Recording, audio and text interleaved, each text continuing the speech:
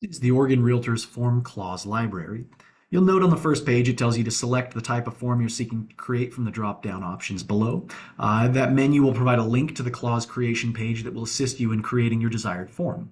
And so, for example, if we were to click on addition of earnest money after acceptance, it tells you what it's for. If the parties wish to add to the total earnest money during the course of the transaction, this provision ensures that the language is clear. It also has a link that takes you to a separate page where you will actually build this form, the clause that you're going to be putting in your general addendum. There are various options in front of you. They're alphabetized in this list.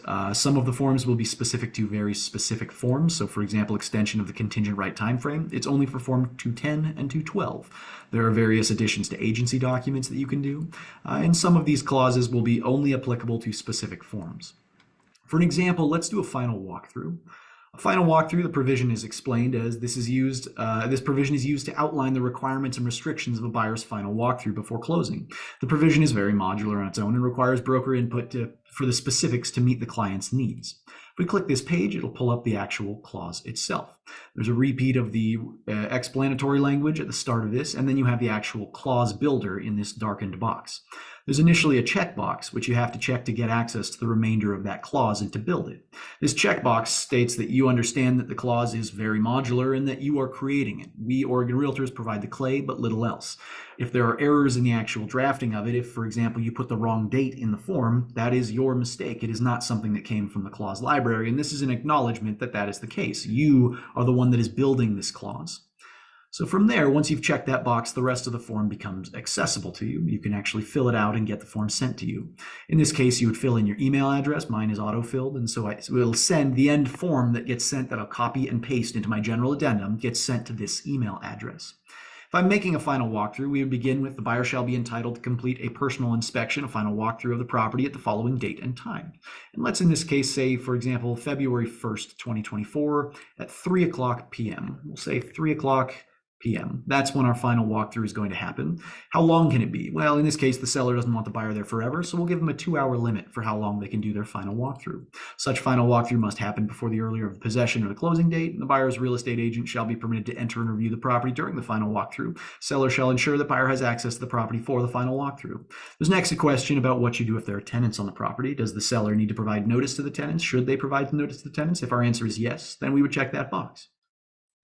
How does the buyer get access to the property? In our case, let's say the buyer gets the keys prior to closing. And then there's a question about whether or not the buyer can move property while they are doing the inspection. Can they move paintings out of the way to see if the wall was painted underneath it? Can they move a chest of drawers or a bed to see if the carpet underneath is fine or if there's a burned out piece of the carpet that was hidden by a rug? Can the buyer move those things? Let's say yes, we're okay with it because most of the sellers at property will be out by this point anyways. And then our last question is there a remedy? And let's say yes. In this case, out of the remedies, I'm going to pick the first one, which gives the buyer a right to terminate if they disapprove of the property during this final walkthrough. I'll then click the submit button and an email will be sent to me that has this clause built for me. So when I click submit, it then says, thank you for using Oregon Realtors Forms Clause Library. A copy of the clause will be emailed to you at the address you provided. This is the email that I was given. It says, thank you for using Oregon Realtors Forms Clause Library. Please copy the below text and paste it into a general addendum, then review and edit the clause language as needed. You'll note that it has all of the things that we filled out earlier. The final walkthrough happens on February 1st at 3 p.m. It'll be 2 hours long at most. The final walkthrough must happen before the closing date or the possession date. If the agent is permitted to enter, seller will ensure that they have access. Then the seller will provide notice to the tenants, and so on and so forth. Essentially, what we've selected in our buildable clause is all in this for me to copy and paste into my general addendum. I'm going to copy it here and then put it into a general addendum. In this case, I have a Word file. You should have yours in zip forms or SkySlope or Dotloop or whatever platform you're using. So you would then just Control V, paste whatever your general addendum language was that you copied into that final walkthrough. This general addendum. And in my case, because I'm using a Word file, it throws off the formatting a little bit. But in your case, when you've got just a zip forms or a SkySlope, it will auto place that and format it properly. And so from here, that is my language for my final walkthrough. It's basically just exactly what I built with the form clause library, and I'll place it into my general addendum. From there, I'm going to edit it and make sure that everything's fine. Make sure you read these over multiple times to make sure that it says what you want it to say. And then you would just use it as normal and send it to your client if your client is satisfied with this clause.